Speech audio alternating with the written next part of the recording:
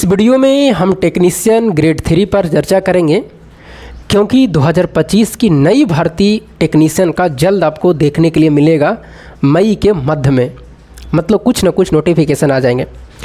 और जिस तरह से 2024 की जो भर्ती प्रक्रिया हुई है टेक्नीशियन ग्रेड 3 का, बिल्कुल गलत तरीका। इसमें लगभग 2-3 चीज़ ऐसे बातें हैं जिनको बदलाव करनी चाहिए रेलवे को। और इस 2-3 चीज़ों को बदलाव करने के लिए सारे टीचर को एक जगह होना चाहिए, जितने भी सारे बड़े बड़े टीचर हैं। और अभी ही ये समय है जो बदलाव हो सकता, क्योंकि आप देख रहे हैं एएलपी का 10 अप्रैल से ऑनलाइन है 2025 का नई भर्ती का 99 से कुछ पोस्ट है, तो टेक्नीशियन का भी दे देंगे। यहाँ पर बदलाव क्यों करना है, काहे करना है? आप 2024 की भर्ती देख लिए हैं, आप भी एग्ज़ाम दिए हैं। इनकी कट ऑफ जो गई है 92, 89, 93 इस तरह से गए हैं। इसका जाने का मेन कारण है कि टेक्नीशियन जिस तरह से नाम है उसका सिलेबस ही नहीं है। भले आप एक ही एग्ज़ाम कराइए, जहाँ जो चीज़ देना चाहिए वो चीज़ नहीं दे रहे हैं, जहाँ नहीं देना चाहिए वहाँ दे रहे हैं। और सबसे बड़ी गलती जो आपको है, देखिए 2-3 चीज़ों बदलाव करना इसमें। अगर हम गलत है तब भी कमेंट करिएगा, सही है तब भी कमेंट करिएगा।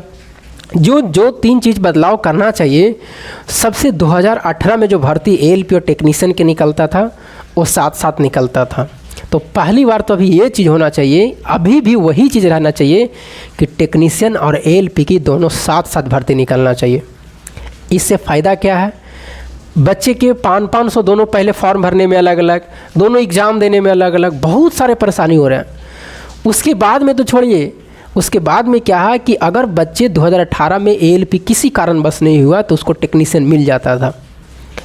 तो इसको देखते हुए आपको क्या, हम लोग को लगता है कि इस पर आवाज़ उठाना बहुत ज़रूरी है, और सारे टीचर को मिल करके। दूसरी चीज़ क्या है कि दूसरी चीज़ ये है कि जो ट्रेड का मामला है, एएलपी में कोई ज़रूरत नहीं है ट्रेड का। अगर आप एएलपी के भर्ती में ट्रेड नहीं भी पूछिएगा तो चल जाएंगे। ट्रेड कहाँ रहना चाहिए? टेक्नीशियन में, क्योंकि टेक्नीशियन का काम है फील्ड वर्क, और उनका काम है कहीं भी तार को जोड़ना, कहीं भी कनेक्शन करना, कहाँ पर कौन सा फेज है, कहाँ पर न्यूट्रल है, क्या है नहीं है, ये सारा काम कौन देखते हैं? टेक्नीशियन देखते हैं। और अगर इसके बारे में नहीं जानेगा तो गलत चीज़ों का प्रयोग कर देगा वो। एएलपी का क्या काम है? एएलपी का काम है हैंडल पकड़ना, हॉर्न दबाना, देखना क्या सिग्नल वगैरह, यही सब काम है। उनको क्या ज़रूरी है ट्रेड का? बताइए। जीडीसी की जो भर्ती होती है रेलवे में, इस बार चेंज कर दिया है, ट्रेड हटा दिया है। तो क्या वो ट्रेन नहीं चला रहे हैं? जो जीडीसी के डिपार्टमेंटल भर्ती निकलते हैं उसमें ट्रेड हटा दिया गया। सिर्फ उसमें 100 गो क्वेश्चन है और उसी से और एक ही एग्ज़ाम है जो डिपार्टमेंटल एग्ज़ाम होता है, और बस उसे एएलपी बन जाइए।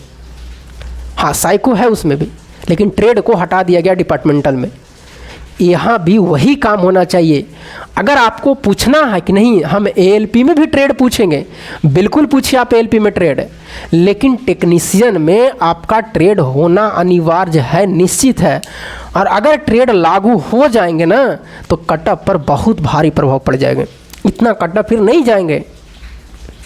तो सबसे पहली बात है कि टेक्नीशियन में ट्रेड होना अनिवार्य है, एकदम ज़रूरी है। हाँ, भले एक ही एग्ज़ाम करवाइए 100 क्वेश्चन का जैसे ले रहे हैं, लेकिन उसमें एक ट्रेड डाल दीजिए कि हम ट्रेड जो पास करेंगे वो भी, नहीं तो इसका मार्क्स जोड़ दीजिए, जो आपको लगता है, जैसा भी आपको लगता है। तो इसमें बदलाव है। और हमें लगता है कि जिस तरह से 2018 में भर्ती निकली थी दोनों को साथ मिला करके, इस तरह से अभी भी दोनों को साथ भर्ती देनी चाहिए। ये भी सबसे बड़ी बात है, क्योंकि जो बच्चे का एएलपी किसी कारणवश नहीं हुआ तो उसको टेक्नीशियन मिल जाता था। अब क्या है, एएलपी नहीं हुआ, टेक्नीशियन भी नहीं होगा। अगर नहीं हुआ तो खुदा न खास्ते तो चला गया काम से। और एक तीसरा चीज़ जो हम आपको बता रहे हैं ये है कि अगर हम 2019-24 में जो भर्ती चल रही है, अगर हम वहाँ देखें तो जो बच्चे का फॉर्म यहाँ है एएलपी में भरा है, जो बच्चे यहाँ हैं वही बच्चे यहाँ भी है, दोनों जगह है। और यहाँ पर बेटिंग का प्रावधान नहीं है। बेटिंग 2018 में था, 2019 से हटा दिया।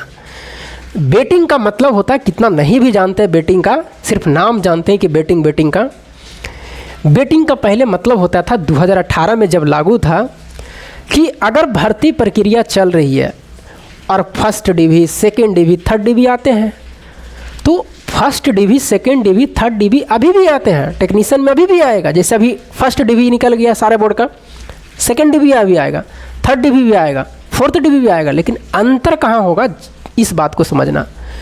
अगर मान लिया जाए कि 500 सीट है तो 500 सीट था, तो मान लीजिए कि फर्स्ट डिवी में जो बच्चे आए वो मान लें 400 को ज्वाइनिंग करवाया, सेकंड डिवी में 50 को कराया, थर्ड डिवी में 10 को कराया।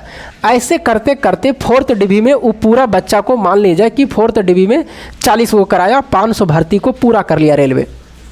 लेकिन भर्ती प्रक्रिया चालू है और फोर्थ डिवी होते होते मान लिया जाए कि जो बच्चे फर्स्ट डिवी में ज्वाइनिंग 400 बच्चे का था, वो खुदा न खास्ते किसी कारण से 100 बच्चे पहुँचे ही नहीं, 100 बच्चे ज्वाइनिंग ही नहीं किए सारा काम करने के बाद में, या 2-3-4 दिन ड्यूटी किए छोड़ दिए।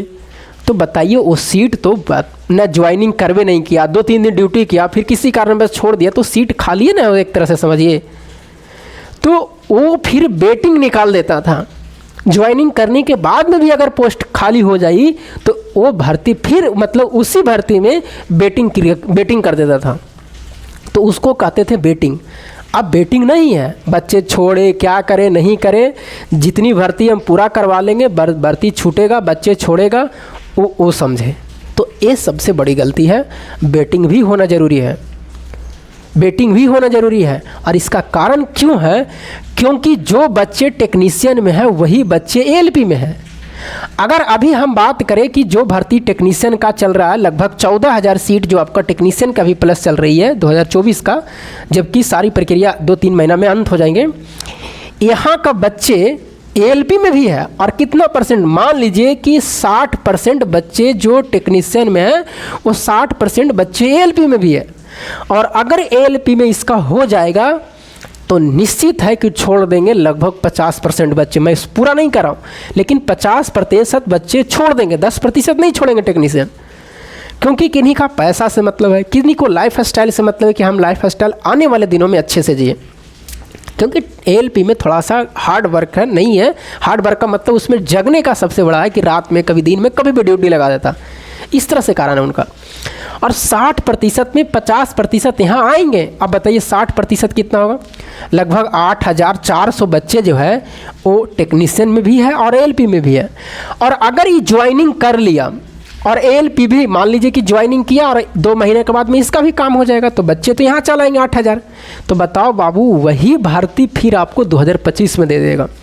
सीट तो यहाँ खाली हो गया, 8,000 बच्चे खाली कर दिए, टेक्नीशियन को छोड़ दिए, यही फिर भर्ती अगले 2025 में दे देगा। लेकिन अगर वेटिंग रहता तो बताइए, अगर वेटिंग रहता तो ये बच्चे 8,000 फिर से लेते कि नहीं लेते। इसी भर्ती में बचा जो 8,000 नए बच्चे आ जाते। तो इसको कहते थे वेटिंग का ये फ़ायदा था। तो ये 2018 में वेटिंग था, 2019 में समाप्त कर दिया, क्योंकि बच्चे यहाँ भी हैं वही बच्चे यहाँ भी हैं।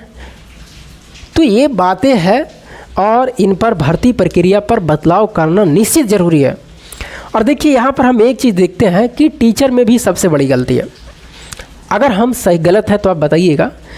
कोई चीज़ भी अगर मामला होती है, अगर मान लीजिए आयोग गलत करती है, चाहे वो बिहार का हो सेंट्रल का हो, अगर गलत करती है तो टीचर क्या करते हैं, कोई अलग मुद्दा बना रहे हैं तो कोई अलग वीडियो बना रहे हैं, तो कोई वो टीचर का सहयोग नहीं कर रहे तो कोई वो टीचर से नफरत कर रहे हैं। सच्चाई बात यही है, जो बड़े बड़े टीचर हैं न उससे बोलना चाह रहे हैं, न वो बोलना चाह रहे हैं, न ऐसे कर रहे हैं। ये सबसे बड़ी गलती है और इसी के कारण जीत नहीं होती है टीचर के। नहीं तो फिजिकल करने की कोई ज़रूरत ही नहीं थी। आज डिजिटल इंडिया में अगर सारे टीचर चाहते एक जगह हो करके और एक बार वीडियो रिलीज होता, एक टाइम टेबल बना लेता कि अगर कहीं भी कुछ गलतियां होती है, अगर वीडियो डालना है तो सुबह में और एक शाम में सारे टीचर मिल करके और एक मुद्दा पर बात करता, निश्चित है चेंज होते, ना फिजिकल की ज़रूरत रहती प्रोटेस्ट का भी। अब देख रहे थे बीपीएससी का कारण यही है नहीं जीतने का, क्योंकि टीचर ही एक साथ नहीं है, सारे टीचर अलग अलग चल रहे हैं। मेन कारण यही है। अगर टीचर एक साथ रहते तो न उनको फिजिकल करना पड़ता, निश्चित है डिजिटली से ही सारा काम हो जाता। लेकिन टीचर एक साथ है ही नहीं, चाहे कहीं के हो, दिल्ली को, पटना को, और भी कहीं हो, छोटा से लेकर के बड़े तक अगर सब एक जैसा काम करें, एक जैसा वीडियो बनाए, निश्चित है चेंज करना पड़ेगा। और लगातार अगर वीडियो बना देगा, वीडियो बनाने में क्या लगता है, वीडियो मुझको 5 मिनट का, लेकिन ये काम तो है ही नहीं। तो ये सब चीज़ें बात है, टीचर में भी यूनिटी नहीं है। अगर यूनिटी रहता, अब देखिए इसमें भी है। अब रेलवे, एलपी और टेक्नीशियन को अगर चाहते हैं कि एक साथ हो तो सारे टीचर को, जितने भी सारे बड़े टीचर हैं उनको एक बार अगर वीडियो बनाएंगे तो निश्चित चेंज होगा। कोई फिजिकल प्रोटेस्ट करने की ज़रूरत नहीं है, लेकिन वैसा होगा नहीं। देखिएगा अभी तो आवाज़ धीरे धीरे उठ रही है। कल एक टीचर बनाए नवीन सर मिल करके वीडियो, अब देखिए कहाँ तक की जाती है, क्या होती है। बाकी आपकी राय क्या है कमेंट करके हमें ज़रूर बताइएगा। अगर आप एक साथ नहीं करते, ठीक है एलपी अलग दे रहे टेक्नीशियन, लेकिन इसमें ट्रेड कर दीजिए बस। अगर ट्रेड हो जाएगा तो फिर कोई दिक्कत नहीं है। और एक आपका बेटिंग कर दीजिए, बाकी कुछ मत करिए, क्योंकि बेटिंग बहुत ज़रूरी है। बच्चे वही बच्चे एलपी बच्चे, वही बच्चे टेक्नीशियन है, वही बच्चे ग्रुप डी में है। सब जगह अगर बेटिंग रहता है तो कोई दिक्कत ही नहीं होता। जिस तरह से 2018 में बेटिंग था, बच्चे 5 साल के बाद भी ज्वाइनिंग ले रहे हैं, 3 साल के बाद भी ले रहे हैं, तो उसको कहते हैं बेटिंग, और बहुत अच्छी बात थी वो। तो चलिए बाकी आपकी राय क्या है कमेंट बॉक्स में ज़रूर दीजिएगा। और देखिए बड़े बड़े टीचर क्या करते हैं, हम लोग तो कुछ नहीं, हम लोग तो एक मतलब कि नाली के कीड़ा एक तरह से हैं। हम लोग तो इसने पास सब्सक्राइबर है नहीं कि हम लोग की आवाज़ ज़्यादा दूरी तक फैल ले या जो भी हो। तो चलिए बाकी कहावत में बूंद बूंद से तालाब भरती है, बस इस बात को ध्यान रखना। तो चलिए फिर मिलेंगे हम आपको अगली वीडियो में, तब तक के लिए जय हिंद।